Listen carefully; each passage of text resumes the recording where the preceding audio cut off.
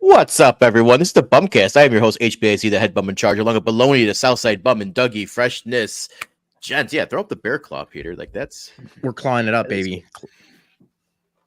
Join the Dark Order. Guys, it took me it was a hell of a weekend. It took me a long time to recover from Saturday. I still might be feeling the effects of our tailgate on Saturday. Sam, it's going to be a horrible time. So it's going to suck, and you're going to enjoy it. So take it easy, man. Yeah. How you guys feeling? Same. We were all in the group text. I text you guys like 4:30 p.m. on Sunday, and I said, I think I'm still sweating out Modelos. And there's been long discussions about, getting a pool at our place, and I'm like, that would have been the perfect time to just sweat out the Modelos in a pool. Dougie, and you hit me.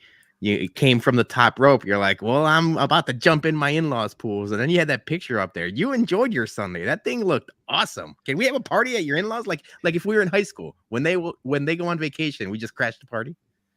Yeah, let's do it. I'll invite everybody, because you know what? I mean, yeah, I had to get real drunk just to go over there. So, I mean, no offense to them, but I have a good time over there. That was like a newly installed pool like about a year ago. So that thing hasn't even been peed in enough yet. Oh, you'll take care of that. Yeah, we're working on that, baby. Yeah, Peter, we were in a group text with some friends, and we're talking, and I was like, just explain the shit to me like I'm 5, because my brain can't process anything at this moment. It took me all day, and honestly, guys, I didn't do anything for Mother's Day, so I'm happy I didn't have to get up and do anything early. I just was able to recover, and my body's still paying for it. I am still fucking hurting. I think my joints have finally just decided. I think the combination of age and then the alcohol just goes straight to the fucking joints, to the bones. And it just says, yeah.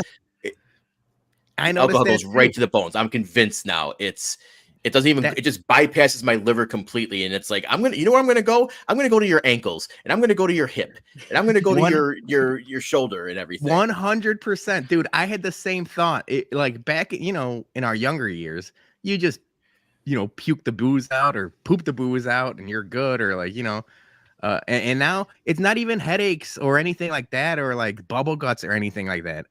A day after drinking, I'm walking like Shawn Michaels after WrestleMania, just like stiff back, stiff knees, like I ran a marathon or something. We didn't do shit. All we did was stand in a parking lot with our friends and drink beer. But yeah, man, it was like I felt like a worn out wrestler. Except for Johnny, he's probably gonna call us. Johnny, walk in the park. Yeah. No, I've had sciatica for the last 4 weeks, so I'm actually feeling better. Today was actually the first time that I actually went to the gym. I felt really good. Oh, there you go. I did the bike. I didn't lift just yet because I'm taking it easy, but little by little, I'm gonna get there. I'm gonna get back to form. Alcohol-induced sciatica. That's a first. Yeah. When the alcohol starts fucking with your nerves, then you know it's, oh man, I really got a problem drinking. But yeah, we want to thank everyone who came out to our Whiskey at Comiskey tailgate. Special shout outs once again to Chef Ruddy for cooking up all the delicious barbecue. He did some awesome brisket and pulled pork, and he created the infamous brisket dog that doesn't exist in the ballpark, but he actually, yes, there it is on screen right there. He created the infamous brisket dog. So hot link with chopped brisket and some chipotle mayo on there. So that was awesome. But then also shout out to our friend Greg from Maker's Mark. He stopped by. He brought a whole bunch of. That's what probably fucked us up to begin with, was the Maker's Mark. No, hold on. We like them. We want them to come back. Nobody got fucked up on Maker's Mark. It was responsibly drank and appropriately had by all, and we enjoyed it. And it wasn't until we got inside the ballpark that the beer started flowing and we got in trouble. Yeah, blame Jerry. Okay, not Maker's you're right. Mark. But no, dude, obviously I had to slide up there because Chef Ruddy and Greg from Makers were single-handedly the MVPs, because the food and the drinks were flowing, and I talked to both of them personally. It is a huge weight off of our bags. Usually we're the ones behind the table or behind the grill or things like that, and we're able to more, socialize and make sure everyone's having a good time and, get people drinks and whatever they need. But yeah, man, having Chef Ruddy really completely changed the way our tailgates have gone this year. And now with Michter's for opening day and Maker's Mark on Saturday, that just takes it to another level. So thank you to both of them. Oh yeah. I gotta say though, the lines for the food was incredibly long. Like I didn't even get the chance to eat the second part of what he was doing, but I did have the brisket. Delicious. It was great. But those lines were long. I think the lines might have been maybe possibly longer than the windbreaker. That's good. Yeah. Yeah. No more campfire milkshake. Brisket and Lot B is where it's at. Now we're talking. Fuck yeah. Well, maybe we have to ask Chef to come up with his own milkshake concoction. He can we'll get the little generator blender or whatever. And hey, we got to pump the brakes on that, because we have locked in Steve Stone, and Steve Stone is lactose intolerant, so we don't want to blow his guts out the first tailgate he shows up. That's to. true. Okay, well, we'll save that. We'll save that one. Yes. Yeah. So we did. Yeah, we did get we'll play the video in a bit. We did get another shout out from Schriffen on the broadcast, and Steve Stone committed to showing up both on air and through tweet. Verbal agreement. Yep. Verbal agreement. Yep. We got 2 lawyers on retainer. We'll get you, Stoney, one way or the other. You said you're coming to the next one. We're gonna hold you to it. I want Stone Pony there. Yeah, and then on top of how awesome it was with Chef and with Greg from Makers, we had some celebrities stop through. This is a first for Whiskey at Comiskey. First we had Southpaw come through. Yeah. So Southpaw was the biggest hit of all. We titled this podcast, Southpaw, Schriffen, and Housewives. So we know who we're talking about here. But by far, and no offense to John Schriffen, but he came, no handlers, no anything, just a man of the people, John Schriffen. Southpaw, obviously, rightfully so. Security detail, handlers, social media correspondence. It was like the president was out here, and I loved it. I loved every second of it. So 2 things. Number 1, when Southpaw came, I immediately had him do the so he gave me the arm wave. What's funny about this photo is shout out to Stoop Kid, who gives 0 fucks about standing up for Southpaw. I'm sitting here, I'm not losing my chair. I purposely put this picture on there because when I saw it, it was on my phone, but I was like, what the hell, Stoop? Could not give two fucks. Like, this is disrespectful. It's something like when you see the Pope or the president, you gotta, you gotta stand at a dress or something, man. You gotta get off your chair. Yeah. And then the second celebrity we had stop by, which, Julie was particularly happy with, was Marge from Real Housewives of New Jersey. The real Marge. So she came by with the crew, and they dropped off some of her soiree non-alcoholic mocktails. We had a couple left over that from they brought. I took a couple home, and they're actually pretty damn good for a mocktail seltzer. I would say that's, if you're looking for a mocktail seltzer, that's a good line to go with. Yeah, Aaron said the same thing, and Roxy said that she's been on the soiree, non-alcoholic seltzer. So I didn't have any, but yeah, same thing. Southpaw was the first one to show up. He parted the Red Sea. He was in Lot B, and people it was like, the Beatles were there. These two ladies, no offense, I love that they showed up and they had a great time. They were passing out, drinks to people. Dougie, you turned to me and you're like, you almost like gave me like a Ric Flair chop to the chest. He's like, hey, some housewives are here. And I'm like, what the hell does that mean?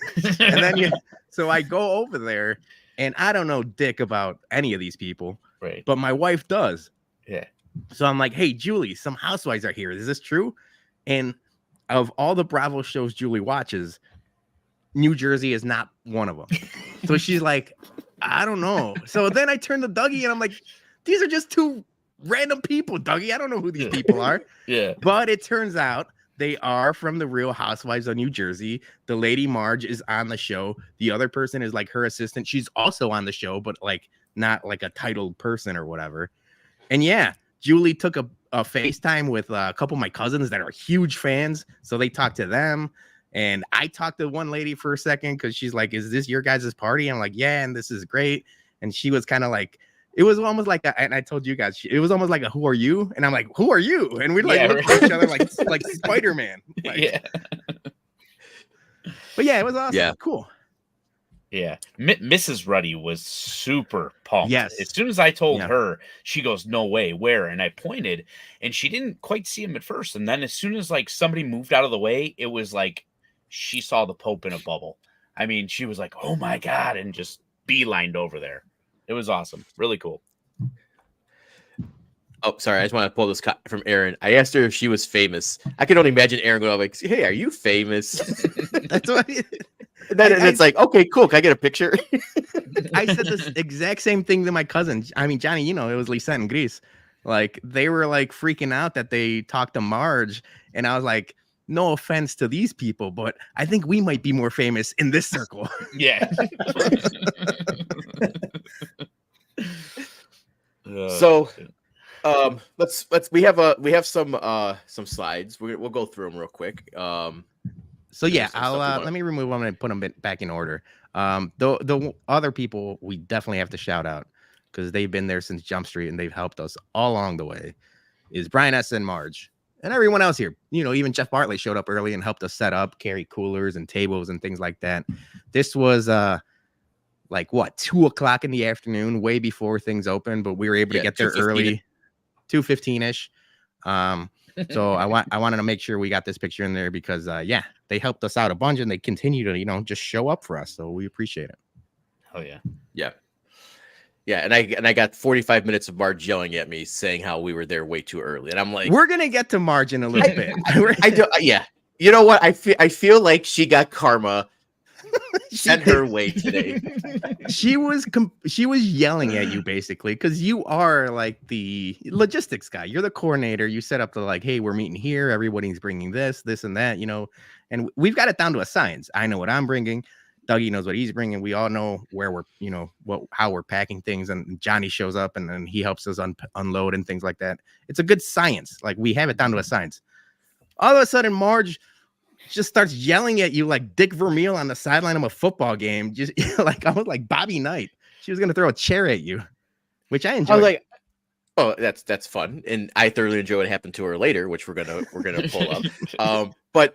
So opening day, they did open the gates up more than 3 hours. It looks like that was an anomaly. They're back to their bullshit of exactly 3 hours before first pitch. So for June, we will know what to expect. We will coordinate respectively. But all right, let's get to some other pictures here. Yeah, I mean, So real this one was quick. the Schriffen one. Obviously, like he showed up. Oh, what happened here? There you go. Yeah, so he showed up. You know what's funny? You turned to me, Jason, at some point because he said he was showing up on the broadcast last week and he promoted the tailgate. And we appreciate everything he's done, the last 2 tailgates. But it was getting late. It was like 45 minutes before the game started. Yeah, he was still like 5:30. He was still sticking around. But like, if he were to show up, I just assumed he was going to show up, 2 hours before the game. He showed up so late that, like, I think Chirizi was like, you think he's showing up still? Or so I was talking to somebody, you think he's showing up? I'm like, nah, dude, he would have been here by now. Yeah. And then he shows up and he stays forever to the point where, like, people are taking pictures and, like, he's walking down the lot and he's like, all right, I got to go call a game. And I look at my phone and it's like half hour before first pitch. I'm like, holy shit. Yeah. Shout out for him. That was awesome for him stopping by again. Yeah. All right, let's go through some pictures here real quick. We talked so about that. We talked brisket I'm dog. going the wrong way. The last one, I mean, this is just the group. We were, 6-7 cars deep, and it was a hell of a turnout. But I mean, thank you everyone that showed up and supported, retweeted. Credit to Julie. She had the tweet before the tailgate started. Please use the hashtag whiskey at Comiskey. And people did it. And I saw, like, Jackie's in the comments. She did it. A bunch of people actually used the hashtag. And that's something we, as the Chicago Sports Bums, a lot of the times forget or, like, forget to promote. And that goes a long way because eventually, we're building this up to, like, we're able to, sell it to sponsors like makers and everything like that. If you click on that hashtag and then everyone sees the pictures and the videos and Schriffen and all that goes a long way. So credit to Julie because she had that tweet out there, and thank you to everyone that did use a hashtag. So that went a long way. So the final thing we have to discuss about this tailgate is our chief junior correspondent, Madison Freshness, who was girl on the street, girl in the parking lot of taking questions for people. And her question was, who is your favorite White Sox player? And then it happened. Karma came. What did you ask me? I'm sorry. What is your favorite White Sox player? None of them because they're all garbage. I think you're garbage.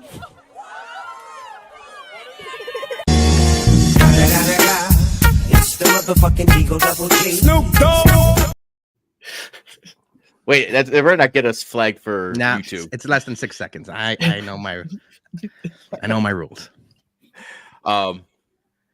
Yeah. Goddamn, man. You want to talk about getting bodied by a 6-year-old? Like, Dougie, how do you explain her attitude on that? Now you guys get to see what I deal with every fucking day. I mean, dude, it's like, yeah. Part of me was appalled because I was like, she couldn't have done it to a nicer person of Marge, and I was like, oh, geez. But yeah, it was awesome. I've watched that video probably 100 times, and credit to Erin because I mean she was there filming the whole thing, followed her, it was awesome, then edited it, all that stuff at the end, and just awesome. So my question, not only Marge could never recover for that. She's leaning into it. She wanted it out there. Yeah. She's like posted everywhere, right. So she's being a good sport about it. But I told you guys, I watched it 100 times too. I keep watching it and I keep laughing every time. I went so far. Sorry to Marge. I'm sure she'll eventually find out. I'm actually going to tell her. Now I changed my phone to that picture of her and your daughter. And on my phone, it's Garbage Marge. That's my contact information now. It's not Marge anymore. I had her under Marge and now it's Garbage Marge. Like, you can't recover from that. If Marge had a Wikipedia page, it would have already been changed to Garbage Marge. Yep. That's tough scene. That's a tough scene. But credit to you, Dougie. So, all right. So here's my question now. Yeah. We jokingly talked about like Chef Ruddy taking your job. I know. Now Little Freshness is taking your content game. You're gonna be fresh out of the bums. Like, I don't know, man. Yeah, you'll be no freshness pretty soon. I'm getting, dude. I am like somebody growing a beard Somebody grows a beard, I'm out. Like that's all I got left now. I got a beard. That was awesome.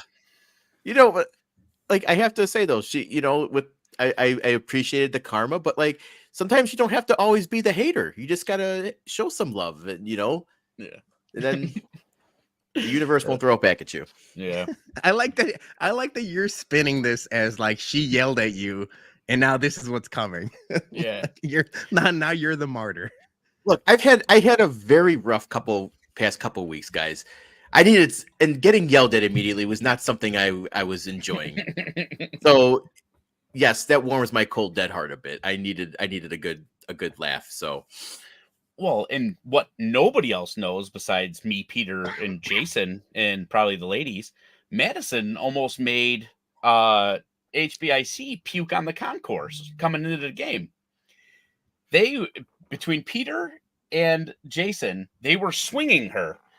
They were swinging her in between the things, and then she goes, "Guys, we got to slow this down. Somebody's going to get their nuts hit." And Jason started laughing so hard that nothing was coming out, and I was really afraid of the amount of drinks that we had in the parking lot that he was going to puke, because the laugh and the sounds that were coming out, it went from laugh to kind of almost like that death rattle, you know, that you know. You can't teach that kind of comedic timing. She has it. She does.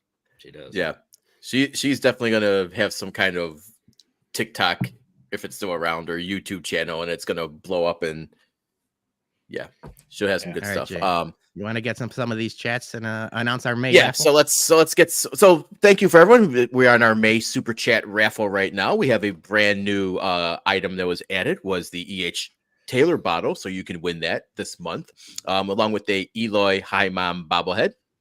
And also we got some Chickies gift cards and some bum merch. So as always, $1 each for each dollar you tip us. It's an entry ticket. So we get some super chats right here. Aloha, Mr. Hand says, great tailgate, and thanks for the cigar, Dougie. Thank you. I'm gonna early MVB Aloha, Mr. Hand, because I had to tweet out there that my father-in-law and my mother-in-law were watching the kids for Whiskey at Comiskey, and they asked me, "Are you able to get the giveaway for me, the windbreaker?" It was a really nice windbreaker. And I didn't have the heart or the ball to tell them, like, I'm usually the last guy in that stadium. Like, we pack up and we wait till everybody leaves. So I wasn't sure. So I had to tweet out there. Aloha, Mr. Hand was the first one. He's like, don't worry, I'll get you one. He got me one before the game even started. He put it in my car, and I was like, oh, thank you. Josh Nelson, same thing. He DM'd me. He's like, hey, I got you one already. And then like 4 other people got me. I'm swimming in windbreakers. So thank you, everyone. I appreciate that. I only needed 2. I got a couple extras, so maybe, you know, Julie could wear one or whatever. But Aloha was the first one. All right. Next up, we got Drew Bogues. To be honest, if you're not feeling it the day after, did you even have a great time the night before? Cheers, gents. Great to see you all. Good to see you, Drew. Thanks for coming in. Hopefully we'll see you later this summer at another tailgate. White Sox Dom, great tailgate. My daughter enjoyed it too. Hey, we love when the kids have a good time, and they're going to become early alcoholics as well. So I don't know about all that. Drink responsibly, Jason. 21 and over, all of that. Yeah. Yumper, for the intern. She don't get paid yet. Unpaid internship. And then the intern, Marge's GoFundMe after the burn. Yeah, she's gonna She might need it. She's gonna need. She might need it. And we got one more. Oh, we got 2 more here. Just came in.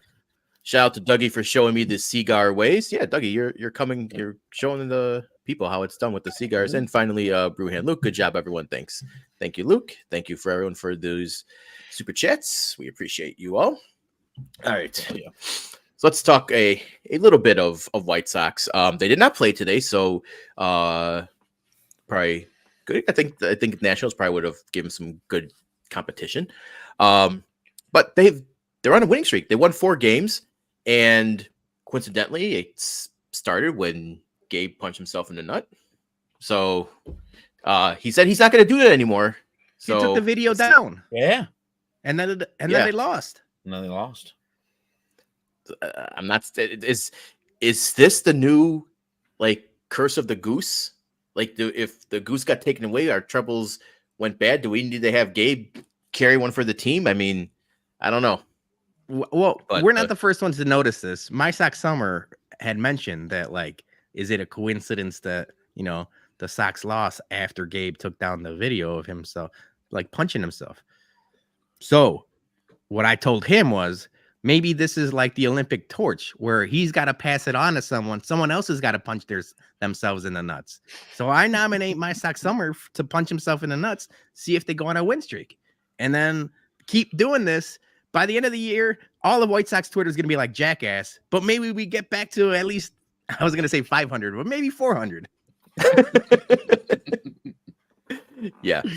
So they won 4 in a row. That was good. They did not beat the Guardians on Sunday, but they took that 4-game win streak into Mother's Day. Last 7 days, they surprisingly, with that win streak, are not the worst offense in baseball for the last week. They are 11th in the AL, 19th in MLB. But they're batting a robust 283 as a team. Like, good for them.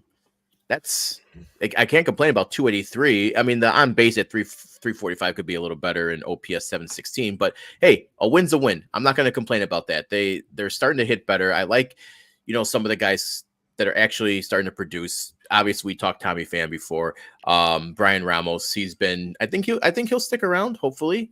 But you guys, thoughts on the 4-game winning streak? What are you feeling? Yeah, you said, like, the last 10 days. It's almost been like almost all of May. If you go back to May, I mean, April was atrocious.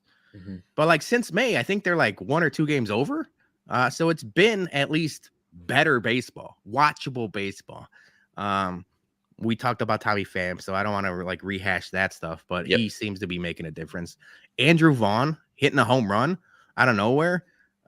He is batting a little better, at least in this homestand, I think, or in the last like couple days, he had a couple doubles and a home run. If he starts hitting I don't think he's gonna hit like we expected him to hit, coming out of college. But if he, bounces back to at least like league average or a little, like, that's gonna help. All these guys that had horrible Aprils are kind of coming back into form, and that helps. And then the starting pitching.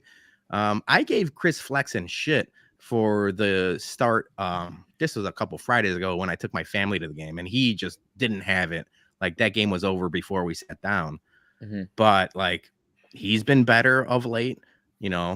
Garrett Crochet seems to have figured things out again to where like he's still, pitching 5-6 innings productively and giving yourself a chance to win games. Eric Fetty's been another guy that, kind of figured it out, and it's just been better baseball. I'm not saying it's, we're not anywhere near the top of the league, but at least it's watchable. It's an enjoyable. We sat there. I mean, we missed a lot of the game on Saturday because of the tailgate and everything else. It felt like we sat down, we went for a beer, and it was the 7th inning. Mm-hmm. But the little baseball we did see, that was a great game to go to. That was a great game to watch. They're not like beating themselves. And that's all we could ask for, at least at this part of the season. We're a quarter of the way through the season, which is crazy to think. I feel like it just started, but yeah, we're a quarter of the way done with it. If they could play like this type of baseball, with what they've had the last 14 days compared to April, I'm in, man. I'll be watching more. I mean, we're watching most of the games, but I'll still continue to watch the games, continue to go to the games, even the games outside of the tailgates and stuff like that. So as much as we ragged on this team, it's just nice. It's a breath of fresh air to be able to be like, oh shit, we won a couple games, and maybe they can continue to do that. The problem is, after this week, they have a tough stretch of games within the next like 3 weeks. I know they got the Yankees coming up, and then just a bunch of really tough teams. But the schedule is what the schedule is. Yankees are mashing right now too. Like, yeah.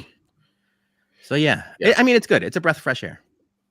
Yeah, and to like go back to what you kind of touched on, it's just good to see them not beating themselves, and when I could accept them being a worse team than the team that they're playing, and that team just outplay them and just beat them. But it's when they're losing games on their own right, that shit fucking stings. And it's good to see him finally starting to play. And yeah, that April was so terrible that even this average May that's going on right now, or a little bit above average May, it feels like they're like the hottest team in baseball, you know? I 4 games. Just in our eyes, you know, like it's crazy. So, yeah. Yeah, I do like how when Brian Ramos came up, I think he's a little bit of a fresh air, especially with Moncada down. And, he plays very good defensively. He's been hitting the ball. Benintendi as well too is another one that who had a Robin Ventura type of a streak where he wasn't hitting anything, and he's starting to come around a little bit as well too. Kopech at the back end of being a closer and all that. It was definitely a rough start. Definitely something that I don't think anybody would ever imagine that they would be that bad. I knew we were going to be bad, but not that bad. But you took 3 out of 4 from possibly one of the best MLB teams right now in the Guardians. So it's I'm not saying there's hope. There's hey, we're going to change things around, but it is definitely something of a breath of fresh air of seeing this team very competitive as opposed to what we saw in April. So I'm liking it. It's good. And I hope they continue. Obviously, Peter, you mentioned about the Yankees, and Yankees are starting to hit their stride right now. But just be competitive. I want to watch competitive baseball while not where we're getting blown out in the first inning or second inning or whatever. Just be competitive. That's all I ask. So some notes here. One, Lou Bob looks like they want to try to maybe get him and start rehab games this week. So his return looks a little closer than we originally thought from the initial diagnosis, which is good. The bad is Eloy seems to have turned back into a pumpkin. He just keeps hitting the ball. His ground ball rate is out of this world right now. And it's something we complained about last season, and it's gotten worse. I don't get it. I don't understand the Eloy thing. When he came back, he was hitting the ball. He had that nice 9-10 game stretch where he was hitting really well. And then now he's just been in a slump again. So looking here, he's 7 for 48 over his last 12 games. It's I don't know why he can't stay consistent with that. I hope if we get Luba back, hopefully that helps little protection with it. But Eloy's got to figure it out, man. He can't be this streaky up and down roller coaster type of player where every time we think he's finally figuring it out and he's going to be that guy that we think he can be, then he just goes into these slumps again. It's bad. But it's nice with Brian Ramos. It's great to see seeing how he did not play any AAA ball, that he comes up and he's batting almost 400, and obviously that's going to regress. You're not going to sample that. It's a small sample size, but you got 18 at bats, so good for him. But that's the kind of good news stories that we need. We how many times have we had someone come up from AAA and then they just nosedive right away? So well, I'll talk about it. The other guy that got called up, and I was like, if we're picking between Oscar Colas and Pedro Grifol, I'm picking Oscar Colas, even though he hasn't proved anything. Yeah. He got picked off at first, and he was looking at it was unexcusable to the point where he got benched again. And now I'm like, both these motherfuckers deserve each other. Pedro Grifol and Oscar Colas are a pea in the pie. They're both dumbasses. Dude. They complained about him not being prepared. They complained about maybe him not having the right mental attitude to be a professional baseball player. They send him to an extended period down in AAA. He get called back up, and maybe he's overthinking it, or maybe he's just not thinking at all, because the fact that he got picked off on a play that he shouldn't have gotten picked off on. It was a little league thing, to where it's not who's not that I'm going to defend him, but who's going to defend him now, dude? Right. Dude, you gotta be ready to play when your number's called. And I just seems like Oscar Colas doesn't have it. And the fact that we all touted him, and it wasn't us, it was more the White Sox front office last year of he's the right fielder of the future, and he's our guy, and we don't need to go get anybody else because he's going to be the guy. Mm-hmm. He's a AAA player, and I don't think that's his prognosis for like the foreseeable future, which sucks because like we need our young guys to develop, and they can't develop them, or maybe it's at this point it's his fault. Yeah. Well, I mean, it's the organization as well too. You have to put blame on it getting this talent. He was highly touted in the international pool when we got him, and he actually waited a year so the Sox can actually pick him up. And it just seems like I don't know if like we're evaluating. Well, we're not. The evaluation of talent, it just seems like it's not there. So, yeah, you got to blame the players as well too for not the development that they're you're doing really well in AAA, but you can't do really well or progress in the major leagues. Yes, you have to put blame on players as well too, but this also has to go on the organization and the talent that they're getting as well too. You got to point fingers over there, and who we have is our talent scouts. Yeah.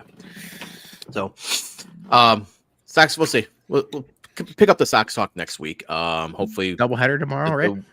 Yeah, doubleheader tomorrow. They don't usually do good on doubleheaders, so we'll see if they have any change of luck with this progressed offense here for a bit. So, all right. Before we get into some nonsense, I want to talk a little football here. Peter, you had some Bears rookie mini camp notes that you wanted to share with us. A little Bear Claw action. We're excited, right? We just had the draft. We talked to the Bears goggles on guys and Gas Money Bob, and we're all excited. And yeah, they had the rookie mini camp, and there's a couple things that I think just touch notes on. The first being that Caleb Williams seems, by all accounts, especially Shane Waldron, that he is that guy. All the reporters that were there, and I get it. It's rookie mini camp, and we're over exaggerating, and we're getting hyped up. But his passes look good. Shane Waldron said he is by far the most prepared and most ready rookie he's ever seen. I got a hype video up. I saw this. The guys from 79th and Hallis posted it. So did this video's from Adam Johns. I repurposed it because I didn't want to get the copyright strike, so I changed the music on it. But this is just him throwing dimes to the rookies.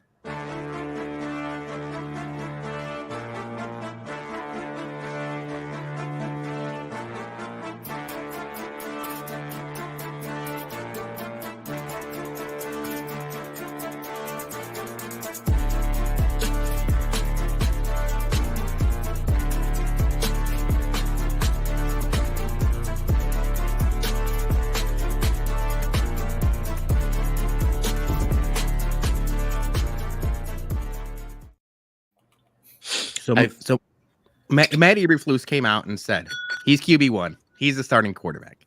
So there's no bullshit. Obviously, everyone knew that. But I don't want to hear no Tyson Bagent. No, nothing. This is Caleb Williams' team, and we're ready to go. So that's the high. I want to talk about the good first. So what do you guys? We're doing Bears boners, right? Yeah. I actually have a question before we get into this. What's up with the Super Mario Brother helmets that are freaking huge? That's what I was gonna say. Those Lego helmets, dude. They're those are American Gladiator, big Lego helmets. Those are concussion protocol, or not protocol, but people wear them for head safety.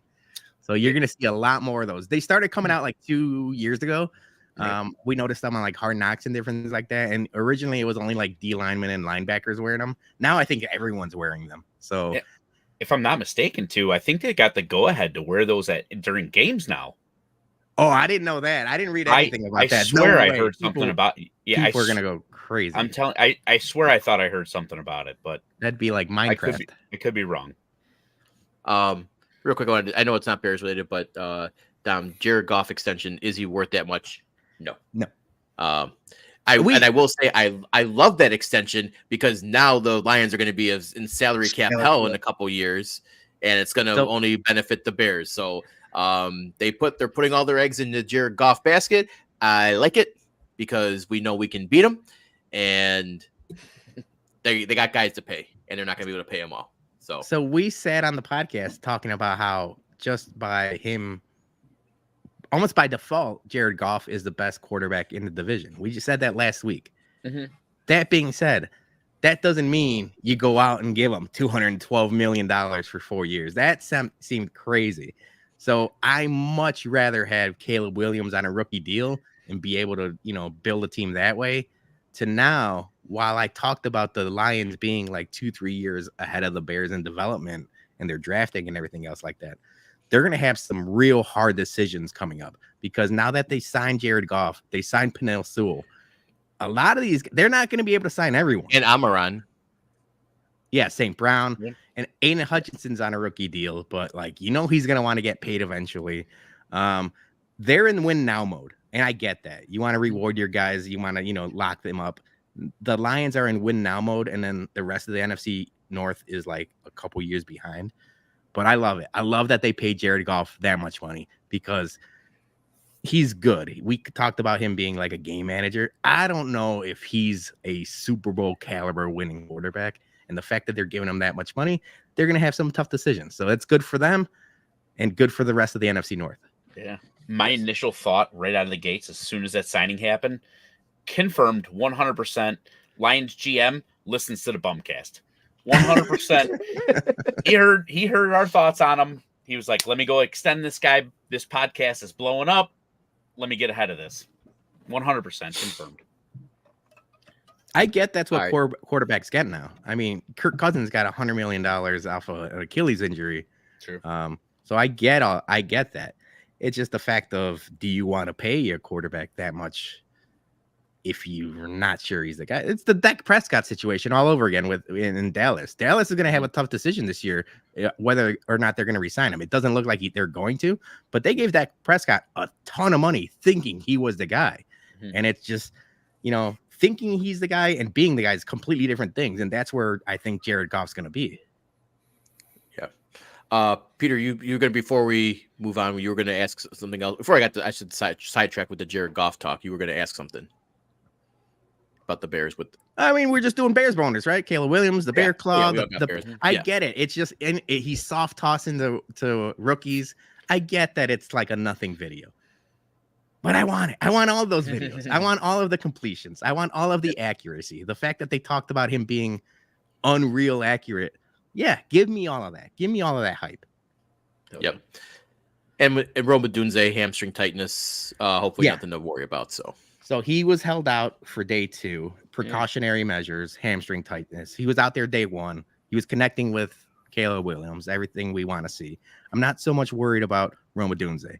The bad, now that we were talking about good, is Kiran Amagachi and the fact that he has a quad injury that apparently might sideline him for. Eberflus came out and said he's not going to practice at all until camp starts. This is after the fact that he missed all but 4 games last year at Yale, and now I'm getting worried again.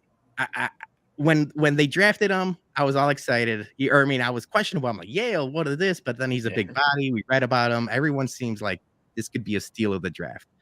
The problem is, I get O-linemen. It's hard. It's hard to stay healthy. They're big bodies, and it's a fucking tough ass job. It just gives me the feeling of a Tevin Jenkins, a Chris Williams, a Kyle Long, all of these Bears that have come before, to where it's like, damn. If we're already going into his rookie mini camp and his first camp of the season as like a banged up, you kind of have to watch his limits and stuff like that. It's just questionable. I know I was doing bare boners and we were high, but it's like, damn, I really want to see this guy, especially because he comes from Yale and he's going to need reps and he's going to need all the experience. And if he's sitting out, that's tough scenes. Mm-hmm. All right, so there's something I showed you guys earlier today that I want to talk about. I saw this going across the interwebs and people had some comments on it. So this chart right here, it's where your team falls for MLB, NBA, and NFL. Team win percentage equivalency for the last 10 years. So what are sports comps, right? So immediately look at the White Sox here. We're basically aligned with the Raiders. We're the fucking Raiders of baseball. Mm-hmm. And that makes me so fucking depressed that our for the White Sox, that our football equivalent is the Raiders. And then also with the Minnesota Timberwolves. That one sucks. The Bears, the Timberwolves are doing really well. What are you talking about? This is now, but this is the last 10 years. Right. So it's tough to judge something like this because it's been the last 10 years. Yep. I mean, not a lot, but the White Sox had some speckles of success within the last 10 years. You know, the COVID year and the Astros run in the playoffs, or the freaking Lurie game. Yes. But yes, dude, it sucks that we're the Raiders of. But I was surprised they were at 25 when you sent me this. You gave us no context. I didn't know what it was, and I was like, "What is this?" And then you explained it to me. I would have thought they were closer to 28, 29, 30, to tell you the truth. Well, the Bears are 28, so we are aligned with the Knicks and the Reds, which is also very depressing. Two up-and-coming teams. But that's true, too. Finally. Well, Bears are the third up-and-coming team, so hopefully now, if they release this yearly, the Bears will be slowly moving up on this. The Bulls, 21, aligned with the Lions and the Padres. It's okay. I mean, I don't like being grouped with the Lions there, but they're also up-and-coming team. They went, almost went to the Super Bowl last year. The Cubs being grouped with the Cowboys is downright funny to me. I mean, the Cubs had the great year with the World Series run and their core and everything. But yeah, them being grouped with the Cowboys is pretty funny to me. So I was going to say that I think the Cubs and the Cowboys way too highly ranked on this thing. But this is just winning percentage, right? Yeah, so if we're going by this, so that's what I was going to ask Jason, because you just sent us this and you explained it. But so in the past 10 years, the Cubs are the 7th highest winningest team in the MLB. Correct. In the regular season. That's a pretty successful decade, especially when you consider there's a World Series in between there. Mm-hmm. Yeah, and then plus after the World Series years too, where they were consistent, going deep playoff runs too. So yeah, who's that team in the middle and the third slot of where? Pacers with the Yankees and the Steelers. Oh, that's the looks like CBS. Basketball. I don't know who that is. That's a good question. I can't even. It's not Brooklyn. Make it bigger, Jason. New Orleans. No. Yeah, I don't know. Anyone? Oh, Clippers. Aaron says it's Clippers. Oh yeah, I just zoomed in. It's the Clippers. The Clippers are the 3rd most winningest team in the MLB in the last decade. I know. NBA. This math is not mathing. Yeah. So I'm saying I have to go back and look. I'm not gonna argue the thing that the Packers thing sucks for me. Them being up at 4th. Patriots and KC obviously make sense. Steelers make sense because they don't ever have a losing season. But I hate seeing the Packers up there, man. That fucking sucks. Who made this chart? I have to get the source from They didn't. Honestly, we could have put our logo on it and said we made it, because no one just ganking. I like also, how it says at Brooks game. I like how on the bottom it says a league of their own Jets and Jaguars. Yeah. Bums. Yeah. No, I just like so the worst 3 franchises the last 10 years: Giants, Pistons, and Marlins. That's yeah. It says right there on your slide, Jay, at Brooksgate.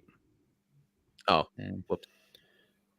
I was just a little hurt that they didn't put hockey on there. Yeah, that would have been interesting. I mean, the Blackhawks had some good years, but that was like, if we're going by 2014, we already missed 2 of the championships. So, it would probably. I'm guessing it's probably from 2013. So it would have been. Yeah. All right. So then 2.5 really good years. I think the Blackhawks would definitely be in top 10 at that point. Maybe top 5 for. Praz says Blackhawks are the Red Sox. I don't mind that. I mean, Blackhawks and Red Sox have very similar, last 10 years of success and also failure. Fair. Yeah, it's a good one. So, yeah, if you guys see this, I'm curious to know what everyone's thoughts are with this. But it's pretty interesting. I'm not surprised where the Bears, Sox, and Bulls fall, seeing how two are Jerry-run teams. Mhm. And it's just been a bad decade for sports in Chicago in general. Like obviously the Cubs carried a lot of the load. But yeah, man, it's tough being a fan. Tough having a sports podcast in Chicago when all your teams suck. Yeah. All right. Let's get into some nonsense. But before we do that, it's time. We have to pay some bills. We do. First one right here. The original Chickies Beef and Banquet is a proud sponsor of the BumCast. Next time you're craving something absolutely delicious, you have to order pizza from Chickies Beef. It is the ultimate food hack, and trust us, the bums know a thing or two about good pizza. Make sure you check out their pizza specials. Get one jumbo slice with a drink for just $8.50 every day of the week. And every Monday, while you're gearing up to watch the BumCast, get a large 16-inch pan or thin crust pizza for just $16.95. That includes 2 free toppings as well. They have dine-in, carry-out, delivery, and drive-thru. So visit Chickies Beef at 4152 Roosevelt Road in Hillside. Tell them the Bum sent you. I'm not gonna lie, I thought we were gonna play that right after the Whiskey Comiskey talk, and I thought I completely forgot to. Who's hosting this show? I did. You know what? I'm blaming the alcohol. Blame Marge. Yeah. Can I call an audible? Yeah, go ahead. We're talking sports. We're talking a decade of futility with the Chicago sports teams. Let's do the question of the week to kind of tie that, like bow. I like. And then we do the nonsense. Yes, I like that. Right. Okay, so Dougie, you had a pretty cool question here. So hit us with your question. Yeah, so my question I threw out on Twitter, and a bunch of guys responded to it. Some of you didn't. You guys sucked that didn't. I'm busy. Yeah. So basically, what I'm looking for is I want to know, you have 5 championships to use over the next decade. How are you using them with your teams? Now, I didn't preference that they had to be, professional teams. A bunch of people threw out college teams. A bunch of people, threw out soccer, which isn't a real sport. And then there was a whole bunch of. All right, so we get the gist of the question. We can all take it from there. Okay, so 5 championships, 10 years, right? Yep. And you can be year specific if you want to, like, say like in the middle or whatever. Or you I'm not gonna get that specific, but I will say, okay. So I'm gonna give the Bulls 0. Oh, okay. Yeah. Okay. I'm gonna give the Bulls 0. Mm-hmm. And as much as I want the White Sox to be good, and I just don't think it's ever gonna happen. At least not for a while. So will it happen in 10 years? I could make it happen. Yeah. But with what we have with the Bears and what we have with Connor Bedard, I'm going to go 2 Super Bowls, 2 Stanley Cups, and I'll do 1 World Series for the Sox. Okay. All right. I like that. And that sucks because I feel like the Blackhawks could easily win 3 or 4, do another dynasty run. Coming up with Bedard. I agree. Luke's saying 2 Sox, 2 Ducks football, 1 Bears. Even in fantasy, I just don't see Oregon winning. Not just kidding. See, the thing is though, is like I would love to put like 4 or 5 on the Bears name and have us be like KC and shit like that, because that's what I want in my football team. I want us to be the Chiefs. Mm-hmm. But I'm like, man, but I also want the Blackhawks. I don't want to waste Bedard's prime years, with and not getting any Stanley Cups. So I love this answer. This was this is Gas Money Bob in Sarah James's YouTube account. Love it. All right, Johnny, what do you got? Now, before I answer this is like this is just what we feel like, what we want to see. Whatever. It's not like okay. So no, I was only 2 years old when the Bears won the Super Bowl, and I keep on having to hearing it with my uncles about the Super Bowl '85 Bears. I'm tired of it. I even tell them that. Stop talking about it. It's over. I'm with you, Jason. I want 2 Super Bowls. I want to see Super Bowls. I want to see playoffs, with this whole Caleb Williams and all that. I want to see Super Bowls. So yes, I'd pick 2 Bears. Hawks, yeah. Connor Bedard, I definitely would want to have another Hawks Stanley Cup for sure, with him. We were definitely, it was very great to see the Hawks win 3 Stanley Cups and that dynasty and whatever. But I seen a World Series with the White Sox, but I definitely would want another one as well too. So I would pick the White Sox. Bulls, I've seen way too many championships with them. I could hold off for that right now. The basketball team that I do want to see, that everybody should know, that I was so close in 2006, was the Fighting Illini. That is the championship that I want to see, that I probably would cry like a fucking baby. So I would want to say the Illini basketball team would be the national championship. Oh yeah. I've got a nasty cramp. I got a hamstring cramp right now. I'm powering through it. No big deal. You need us to carry you off screen like LeBron? Yes, basically. Drew Boak says he wants 1 World Cup. I mean, yes. So that's where I was gonna get to. I'm gonna start mine off with the 2026 World Cup that is in the United States. Of all the teams I care about, I care about the United States men's national team the most, and that's only me. No one else. Maybe Drew Bogues. Maybe I don't believe you, Drew. Yes. No, yeah, Johnny, you got the USA. Yeah, you've always been right there with me. So yeah, I'm picking the United States men's national team to win a World Cup in the United States only because of all my answers. That is the most far-fetched. I don't think they're ever gonna win one. And the fact that I root for this team since I was a child, knowing that they're not gonna win a championship is tough. So all of these teams could luck into one. We've seen it with the White Sox in 05. You could luck into a championship, but the World Cup, I just don't think that's possible. So I'm taking that one. I'm taking 2 Bears Super Bowls, 1 Sox World Series, because I do remember 05, and it was right when we turned 21, and that was awesome. I would like, 1 more of those. And then the last championship I tossed between the Blackhawks and the Chicago Fire. And I remember the Fire winning in 98, and that organization has been ran so poorly that they don't deserve even a fantasy championship. I'm not going to say the Fire. And I'm giving a championship to an organization that has warts the size of basketballs in the Blackhawks. Within the last decade, they've had things that are unforgivable. Right. But I hate the Fire front office so much that I won't give them the championship. Give me Connor Bedard. Give me the Blackhawks. So that's my last one. Hell yeah. All right. So mine, I'm giving 2 to the Blackhawks. And the one thing the last dynasty did not have that I wanted really bad was back-to-back championships. So I'm going to use 2 championships on the Blackhawks, and I want them 2 years in a row. So I want them to do that. I said I wanted the Bears to win next year, not this year, and then in 2030. So I wanted them to, just kind of win one and then kind of progressively stay in that playoff hunt and then win one again.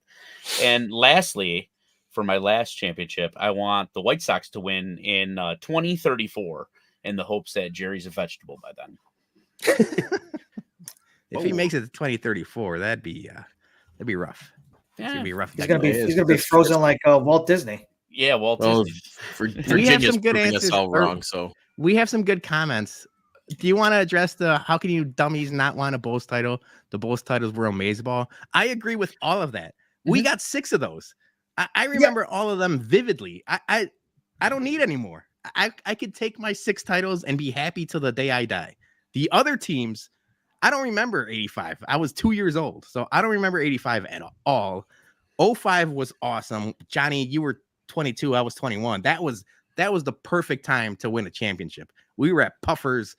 Me, you, and Dr. Knapp were drinking every day of the week. So I love that.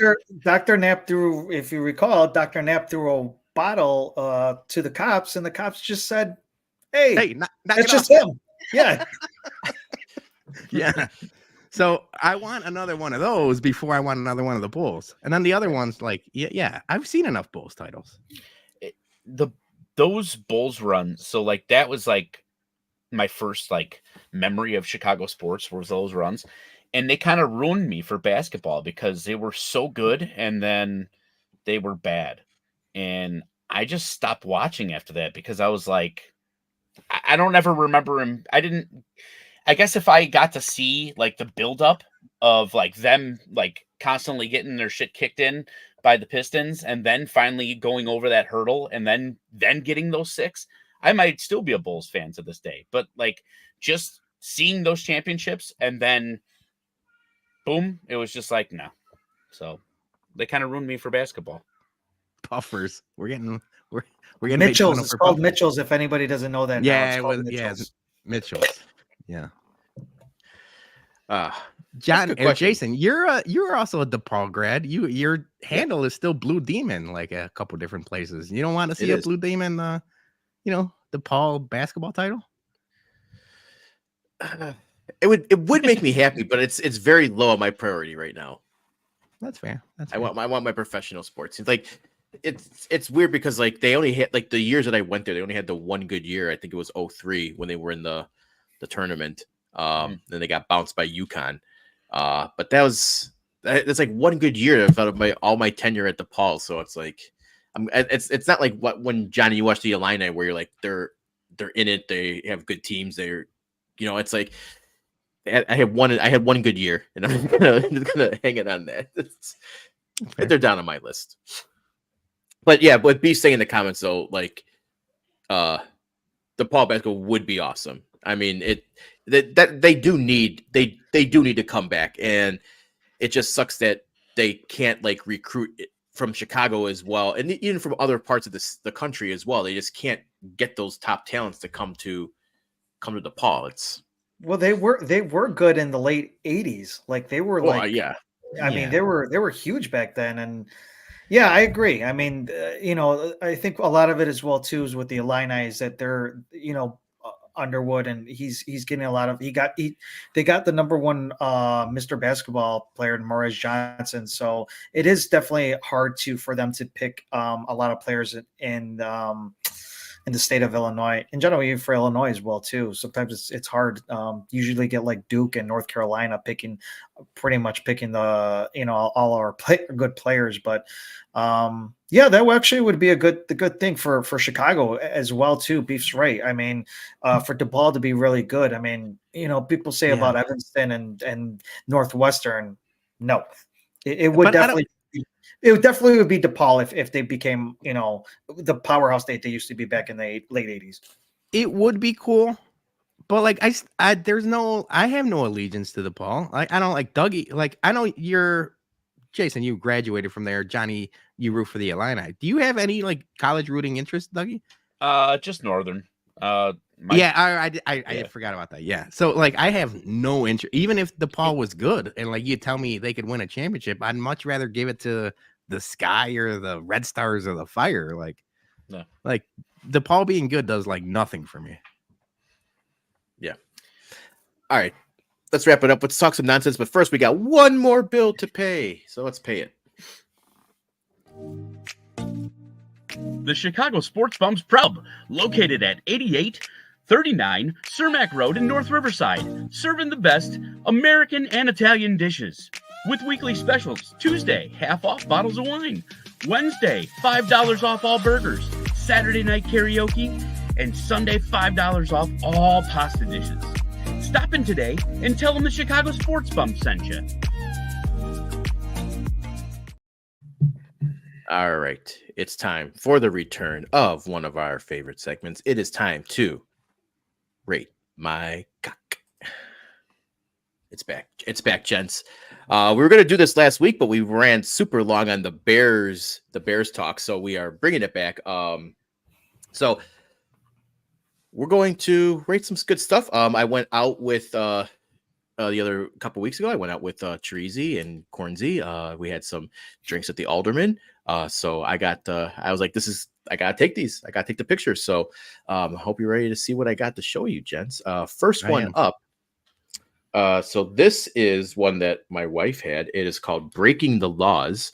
It's a bourbon and rye mix with spiced guava, black tea, Japanese citrus blend, and bitters. And remember, are you getting it a full chub, half chub, or no chub? One last thing, because I was looking at the comments, I was distracted. Did you say where you went? Did you name? The Alderman. Okay, yeah. What? So before I go, what's the stuff on the top? That was a crispy parm. Like a crispy parm? Yeah. I was gonna say it looks like a chicharron, which I like. All right, give me the ingredients one more time. I'm sorry. It's bourbon and rye, spiced guava, black tea, Japanese citrus blend, and bitters.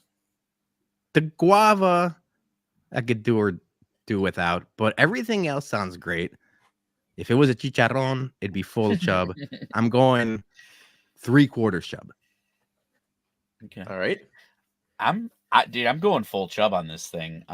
If guava's done right, it hits hard. So I'm just gonna say with bourbon and rye, we're going full chub.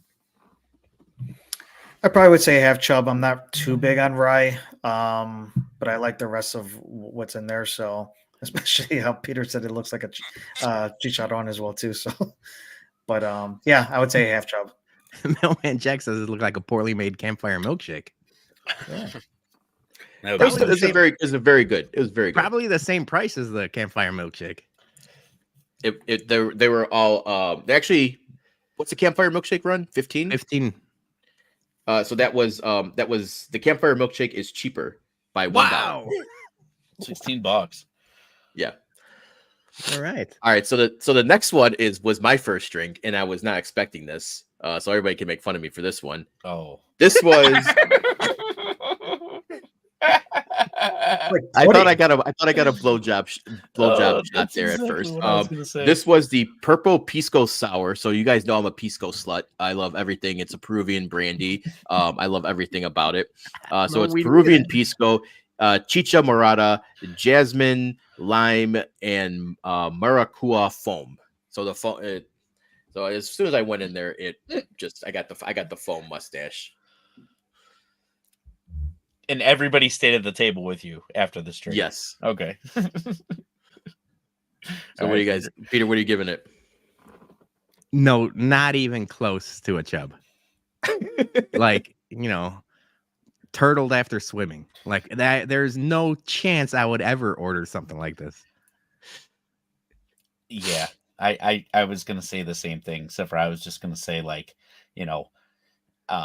tailgate and you gotta pee outside like in the middle of winter. That's how it like inverted it goes. Yeah, no chub for me.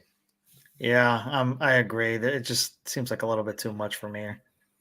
It looks like Jell-O with Cool Whip, like your ma used to make in like the 80s or 90s. It was very good, but aesthetically, I could never order that again. I did drink that pretty fast. So that was on me for not paying attention to that. Dom says that is a dessert. Yeah, it was basically. All right. Next up here, we got what was my second drink.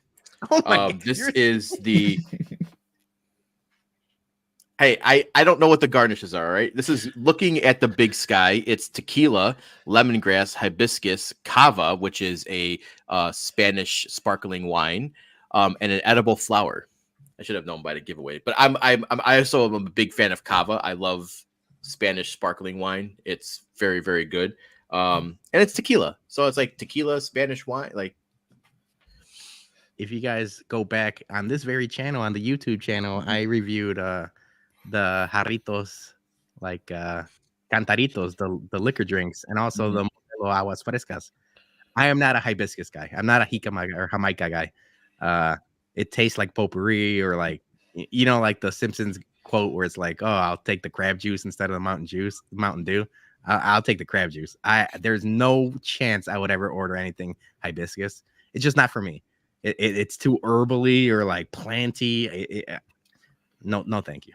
Yep, I'm 100% with you on that. No chub, hibiscus. Yeah, anything with hibiscus in it. When at the moment that I drink it, I think of how my grandma's house smells. Yeah. Johnny? I'm actually gonna go half chub on this. I do like hibiscus. So did they tell you what kind of type of tequila they put in there? No, they did Question, not. Johnny. I should have Good asked though. Yeah, I definitely should have followed up with that question on it. Loaf there. Loaf So right there yes, with you. I will say this was my favorite drink out of the ones that I had at the Alderman. Even though it had the flour and everything, the tequila with the cava was outrageous, man. This was Okay. I would have ordered like 3 more of these. That's how good it was. But I had to try other stuff on the menu. Okay. Yeah, this one was phenomenal. All right, next up here, this was the wife's drink. This was I already like this one.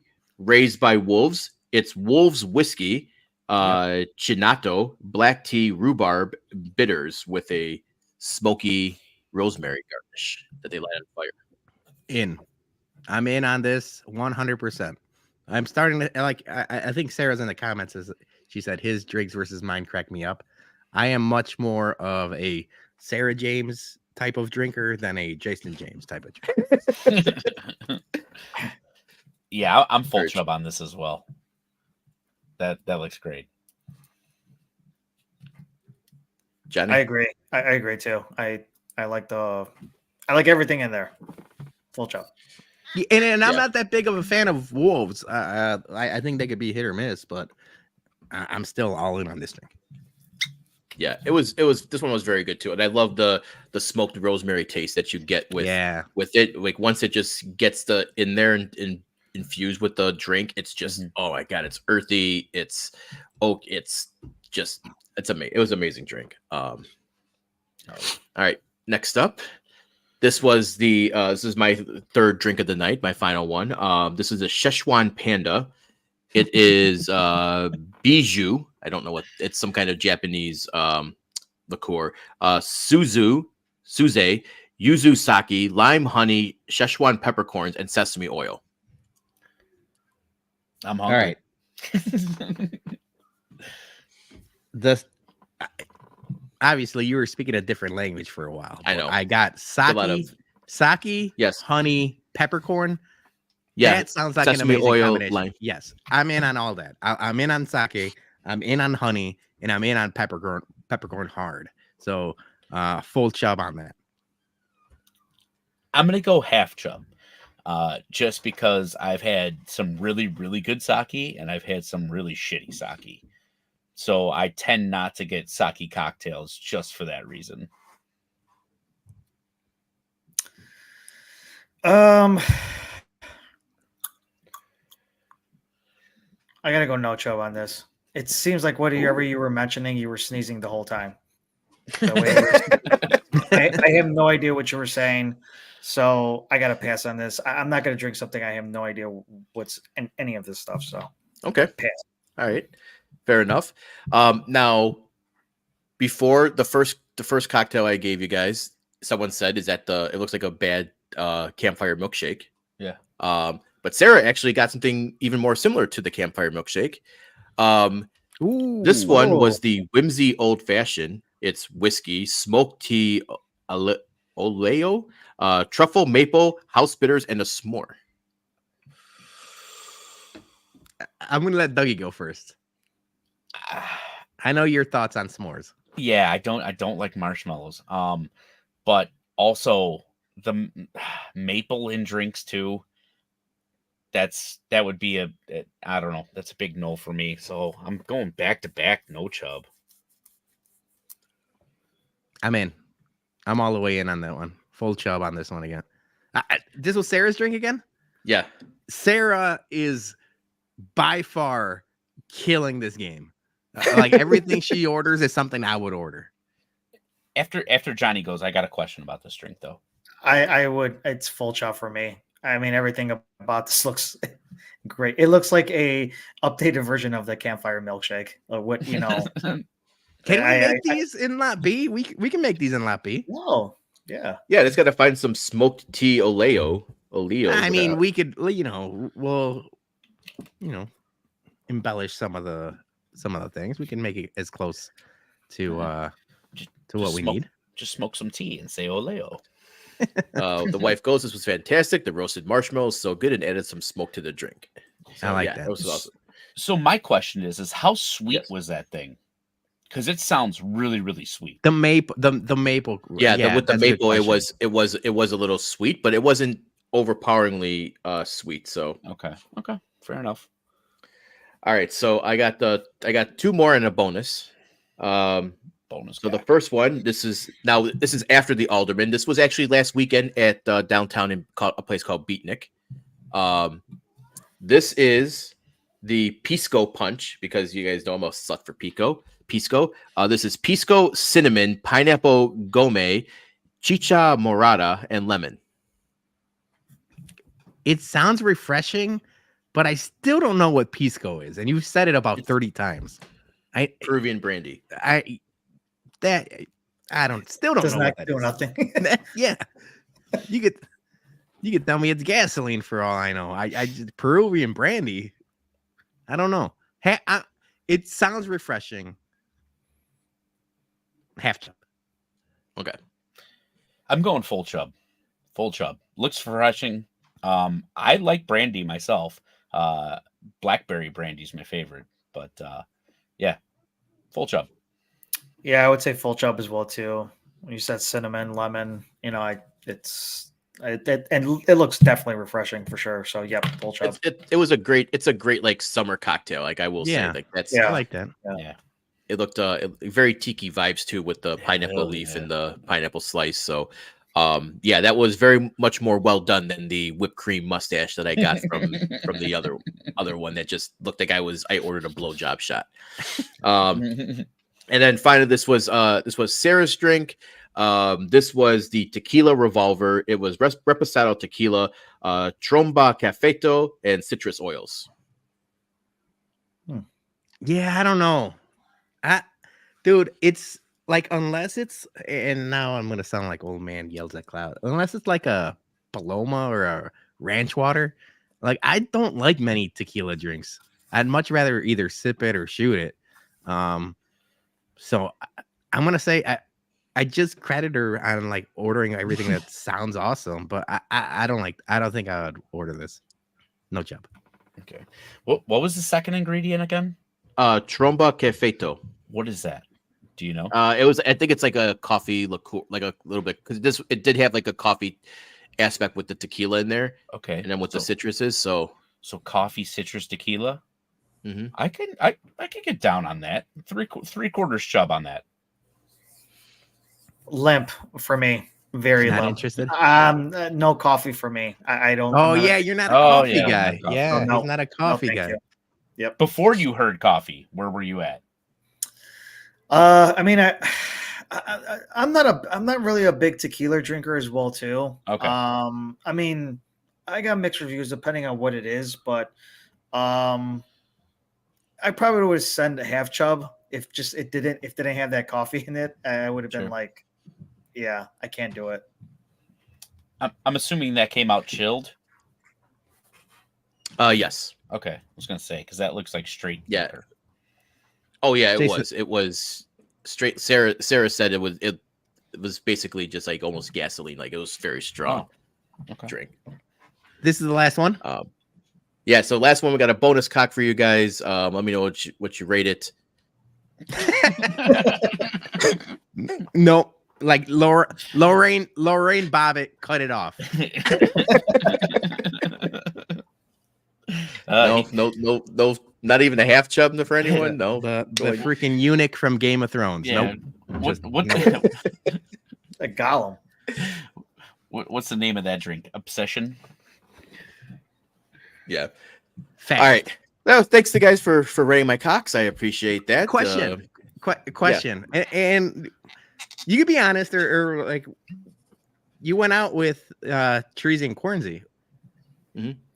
Did you not want to take pictures of their drinks, or was it like I felt like taking pictures of other people's cocks was a little You know, like you have to be. You gotta ask for it. You know, maybe that's you can't after a couple. You can't send unsolicited. You can't send unsolicited pics after a couple dates. That's more later down the line. You got to do that a couple more times. Yeah. All right. That's all I was wondering. You have to be offered. Would you like a picture? Like, that'd just be interesting. It was just all cerveza cristal, I imagine. You know, it would be interesting if we could do like a, you know, like our viewers, we could rate our viewers' cocks. Like have them submit cocks. All right, hold on. You're opening up a can of worms, Dougie. Yeah. Everyone DM Dougie Freshness at Douglas M. Just right to the Bums account. 1986. I don't want to see it on the Bums account. I don't want to see it on the Bums Instagram. We're gonna get sued. We got interns now. Nobody wants to see that. We're no, thank you. DM Dougie. All right, it's time to end the show with always time to bum some motherfuckers. I think he's a bum. I think he's an absolute bum. You call me a bum? My man, I take that with pride, with honor, that I'm a bum. I'm the king of the bums, baby. Because you're training like a damn bum, you know that? Bum. A bum. Bum. All right, we're starting it off with our listener What Up Bums MVBs. Jeff Bartlett, MVP, given what yesterday was. All the mutters out there. Happy Mother's Day to all the mutters. Simple and easy. Also, every time and a great call. I still laugh every time you screenshot these and they say from Earth. It's I always laugh at. Yeah. Did I tell you my whole theory behind that?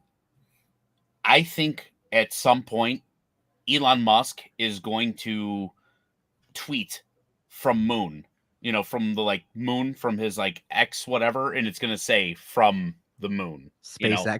Yeah, exactly. That's what I think the big flex is gonna be like, you know. Everybody else is tweeting from Earth. I'm tweeting from the moon. You're the resident space guy. You quizzed us on all the space stuff, Jason. Where would you want to tweet from?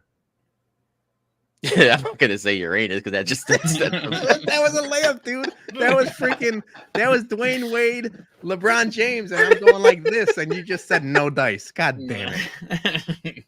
That could have been our poster. I'm saving Uranus from stuff. Missy Carroll, MVB, winning the giveaway early at Lawrence's Friday with 108, so I could wear it Saturday. Good for. She's winning everything lately, man. She won our raffle. She won their raffle.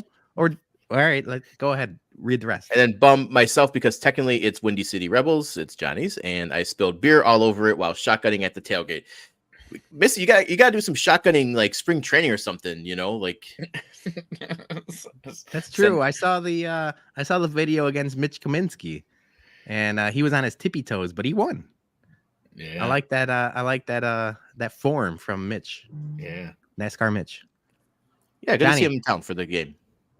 Yeah, dude. Shout out Mitch for coming out. He said he flew out that day and came out to the tailgate. So. It was pretty cool. And he sat right behind us in the 108 throughout the game. So we were able to talk to him for a little bit. Johnny, you sat next to him for a while. Yeah. It was good to see you. It was good to see Mitch. Yeah. Do you want to talk about your windbreaker? You got to take it to the dry cleaner or what? I currently don't have it with me right now. So I think she has it. I don't know if she's cleaning it or what. I don't know. Oh, I thought it was like one of the. I didn't want to say anything. I thought it was like one of those, breakup situations when they keep your sweatshirt or something like that. Hey, she says she's cleaning it, but you know it's been in a hot, warm trunk, just baking. That's true. That's true. All right, next up, Lucky Spags. MVBs are the bums, and Chef ready for another awesome tailgate, and everyone else involved. My bums are Cleveland. You guys almost got swept by the worst team in baseball. LOL. Yeah, fuck Cleveland. Always fuck Cleveland. Joakim Noah on repeat. Yeah, Joakim. Nobody likes Cleveland. Drew Bogues, MVB, the bums for hosting an amazing tailgate. Chef ready for his amazing, delicious cooking, and all of the amazing White Sox fans my wife and I got to hang with Saturday.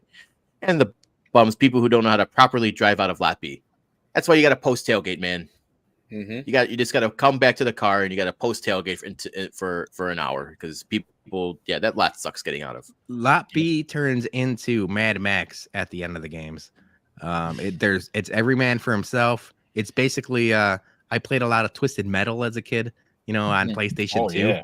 It's basically Twisted Metal. Yeah. Same kind of goons and creatures too. Everyone just driving their fucking hellscape cars.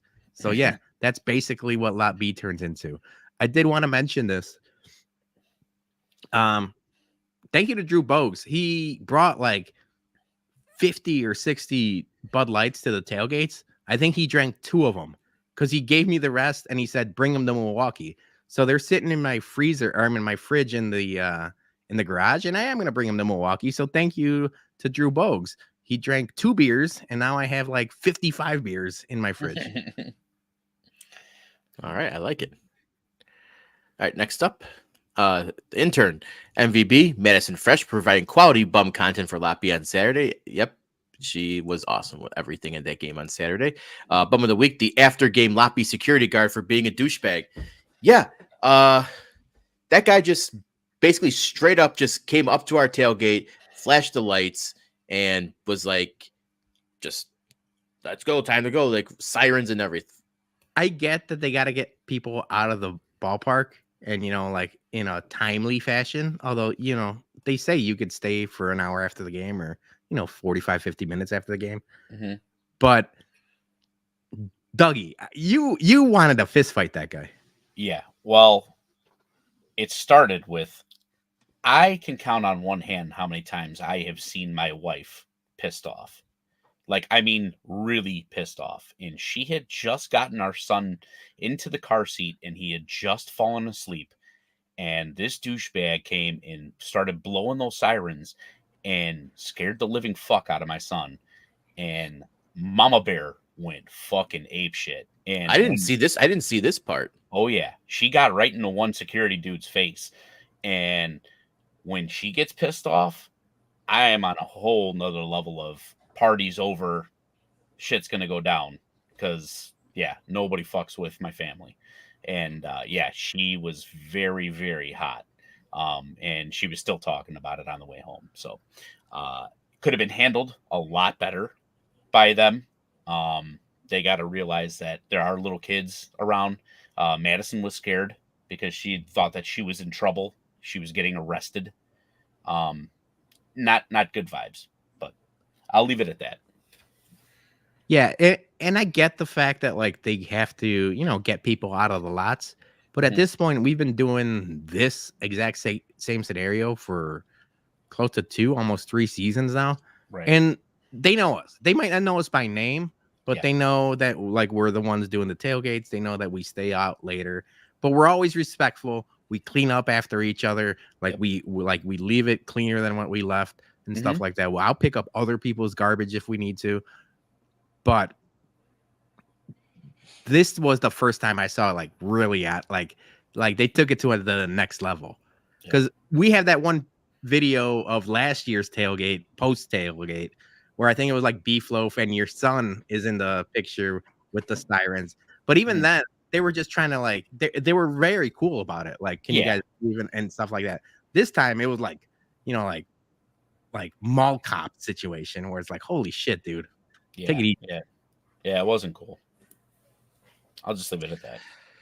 All right, next up, Joey P, Bum of the Week, Apple for forcing me to retire my Series 1 iWatch when I upgraded to the iPhone 15 Pro.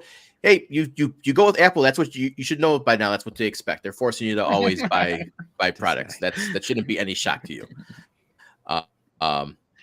Welcome to that. MVB, the amazing job everyone did to help make Whiskey at Comiskey trend on Twitter. X, yeah, that was awesome. I got a screenshot later.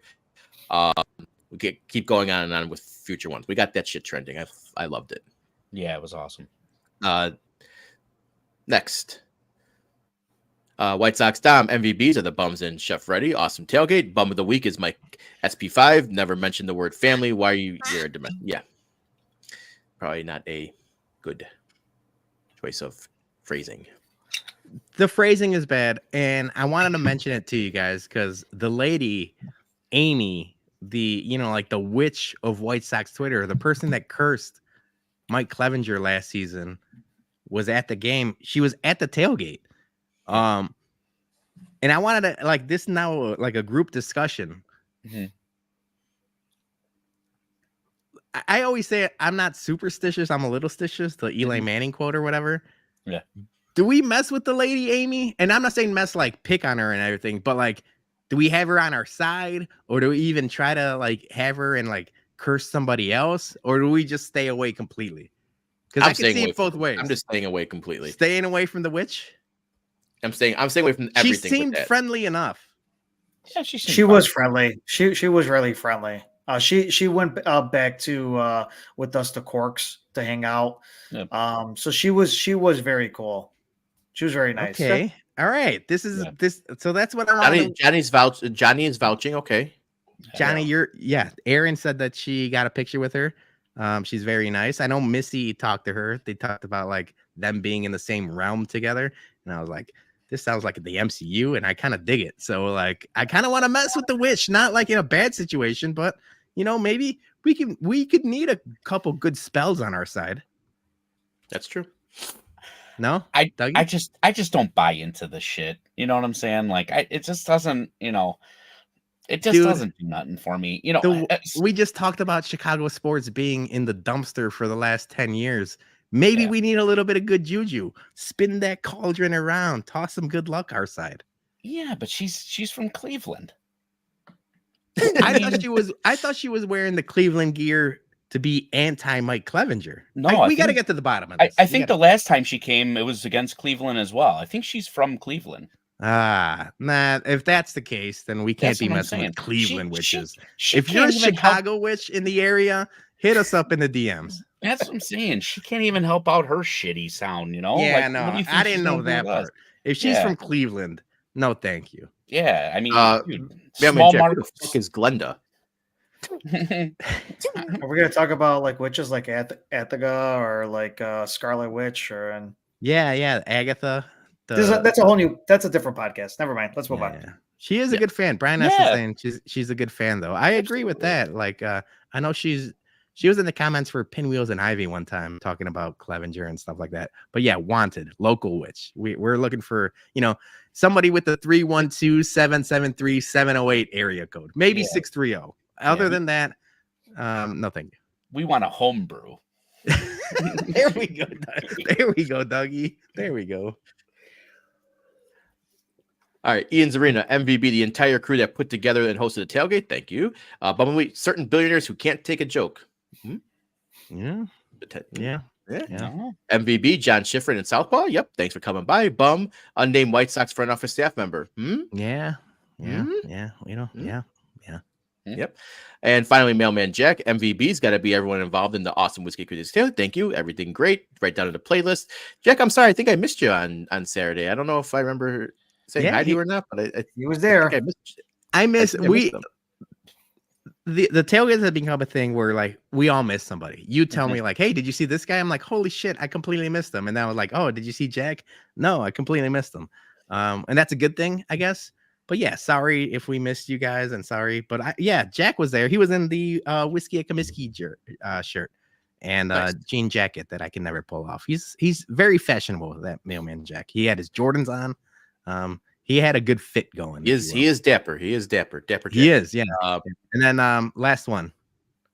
Bum of the week, that dude on my route that met me at the door the other day wearing his dingy tidy whities.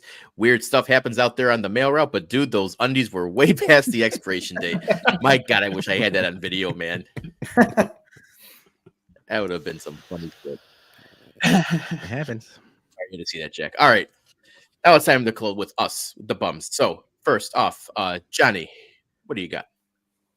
Actually, I was thinking about something else that I think, for the most part, we didn't really talk about. But it was that Peter, you responded to it. A lot of White Sox fans responded to it when it happened. But that Barstool guy, Ohio State, he started bashing like the experience of White Sox games versus going to Cubs games and what that, and everybody was going after him. Fuck him. That's all. Yeah. I mean, I think for the most part, it was the majority like F him and stuff like that. So that guy's a bum. The second bum, I'm not. I was at a party on Friday and I didn't want to bring I didn't want to bring a lot of drinks. I just wanted to have just a couple drinks. So I bought two tall boys at the gas station and went to the party. And I took my first tall boy, put the other one in just small little fridge. And when I was done with my first drink, went to go get my second tall boy, and it was gone. Party foul. Yeah, somebody took my tall boy drink. I don't know who it was. But I mean that's just like a party foul. Like why are you doing that? You bring your own stuff or whatever, or you even ask, or whatever. If you ask, hey, this is yours, something like that. Yeah, sure, that's fine. If you want one, go ahead, man. You know what? But don't take it. Especially tall boys. Like if you bring something, it's usually like a can or a bottle. If it's a specialty size, that should usually be right there, red flag off limits. Yeah. So I don't know. MVB, MSS for tossing me one of them windbreakers before they passed them out at the game on Saturday. That was pretty cool. And obviously we know what happened afterwards, but yeah, MSS and the 108 guys that went over there on Friday as well too. It was definitely had a good time over there. So good. Oh yeah, looked like fun. All right, Dougie, you're up. All right. Quick MVB is Vino for these sexy bracelets that he gave everybody. Hell yeah. Yeah, he did a good job personalizing all of those bad boys, and also he gave he had Madison passing people out bracelets and everything like that. And once he started getting to the ones that had no names on them, Madison started selling them for $2 a piece in the parking lot. I saw that. Wait, awesome. So I gotta tell that story. So I had come to the tailgate. It was their first tailgate. They were all excited to show up. I haven't seen some of the people as well too outside of work in a while. So it was fun hanging out with them again. I was told that my friend Erica, she paid $2 for one of those bracelets, and Madison had a very convincing story. She told her that that a bunch of her friends were working on it for like over 40 hours and getting all the stuff done. So she was very convincing to my friend, where she was like, "Okay, yeah, I'll buy one." So she was out there hustling people. So that's just the way it is. She thought, like, when I told my friend Erica, I told her what happened. She's like, "Did you pay $2 for this?" It was all fun. She just wanted to, like, help out and stuff like that. So it was just a very funny story. I don't remember a lot from Saturday, dude. Yeah, I don't remember. so I'm sorry. I don't remember a lot. So the Bum Fund has an extra $12 thanks to Madison. So. Yeah, thanks to Vino and Madison. Yeah, I love the hustle. I'm telling you, man. She's quickly becoming part of the Bum family just because the content's there. She has more views on Twitter and Instagram than any of us, like, in the last 6 months. Yeah. So keep it going, Dougie. Yeah, it's funny. Like her nickname ever since she was a little one, we always called her like our little monkey. But that's exactly what she was like. She was one of those gypsy monkeys at that tailgate, just like running and taking people's wallets. It's just I got to work on the next scam with her. We'll get something else going. I don't know why we got to call them scams. Yeah. Sorry, I probably should. Real quick, my wife goes. I asked her where she got the money. So we did. I and said, "Don't tell my mom."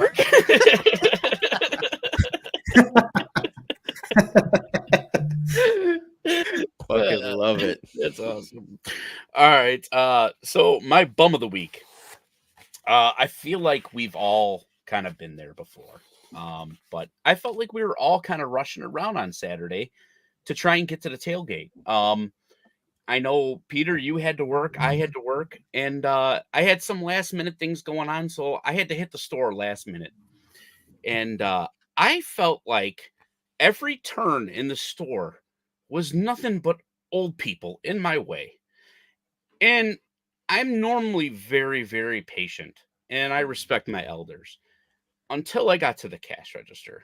I got to the cash register, and the lady in front of me, her total came out to like $40.97.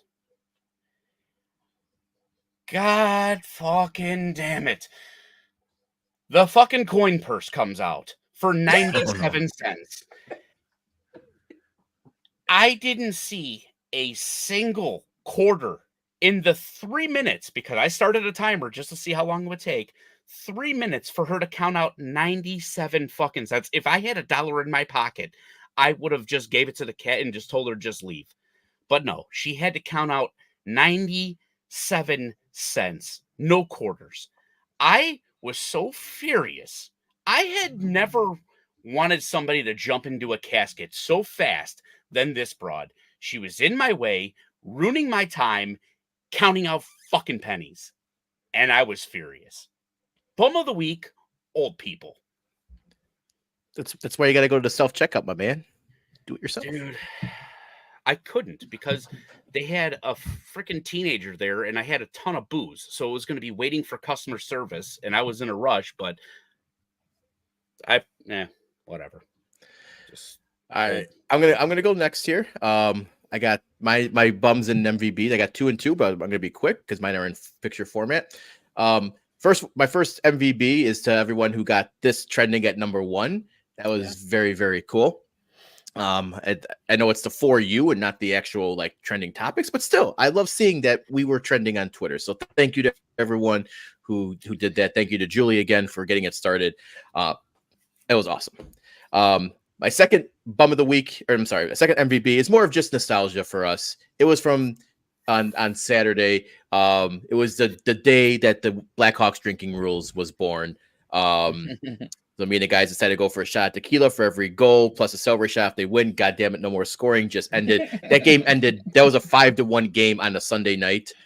So that's why I was like, oh, just ended already. So that was 6 shots of tequila on a Sunday night. So that's how the Blackhawks drinking rules started. So that was kind of cool for that. Okay, my first bum of the week is I don't know if you guys saw this, the pricing at Formula F, the F1 race in Miami. I mean, look at some of these prices for the food here. You got empanadas for $170. You got steamed buns, $120. A F1 platter of sliders and quesadillas and all tenders, $210. Maybe you want some carne asada nachos for $180. I know Miami's expensive, but that shit is fucking insane for those food prices. You want a bucket of non-alcoholic Heinekens? That's $45, please. And obviously bottle service is always expensive. So I mean, that's still like Crown Royal, for a bottle of Crown Royal for $5.60, and Jack Daniel's bonded rye $5.60. That's bananas. Those are insane prices, but it's more of the food prices where it's a thing of fruit costs nearly $200. So like Formula F1 Miami, you can go fuck yourselves with your pricing. That is terrible. Tito's for $5.40 a bottle. Wow. $5.40. Yeah, $5.40. No, thank you. No Chubb. That's just people wanting to throw money around for the hell of it, for the fuck of it, when you could buy a normal F1, dude. Those F1 things are crazy. Like that's way out of our league. Yeah. And then my final bum of the week is the parents who decided to bring their infant child to the Taylor Swift concert and then put the baby on the floor in the middle of the pit where everyone was bouncing around and stacking alcohol and everything. Like, if Taylor Swift means that much to you, please try to get a babysitter, or at the very least, get a seated spot. There's no fucking reason whatsoever a child should be on the floor in the pit of a concert. That is, I hope in Paris, whatever they have, that's DCFS or Child Protect, like whatever their equivalent is, I hope they fucking, get something happen to them. Like, that's had the wristband though, so she could be part of the light show. Yeah, subjecting that kid to that. Terrible. Yeah. That's your one drunk pushover or something from falling on or stepping on a kid, man. Like, yeah, fuck that. So I want to give a high five to Jason. We just bummed like both spectrums of the fucking like human race. You took the baby, I took the elderly. Somebody bumped somebody in the middle. Before we, all right, Peter, take us you home. know what? Well, I am going to take it home, but Marge just showed up, so I have a feeling. I mean, she's in the comments. We might as well just do this one more What time. did you ask me? I'm sorry. What is your favorite White Sox player? None of them because they're all garbage. I think you're garbage.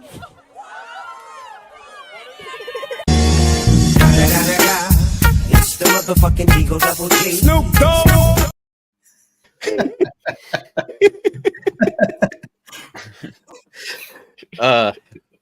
It never. Once it's on the internet, it never dies. What? It never dies. I love it. I love it so much. All right. I needed that. I needed a smile. I've been like kind of avoiding it. You guys know what I was about to do.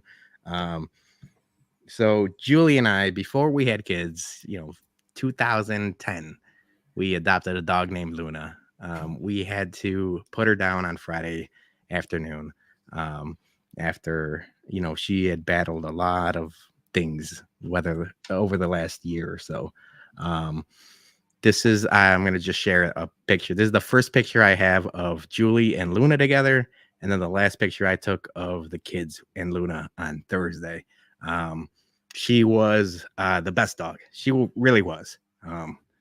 And we are lucky to have, close to 14 years with her.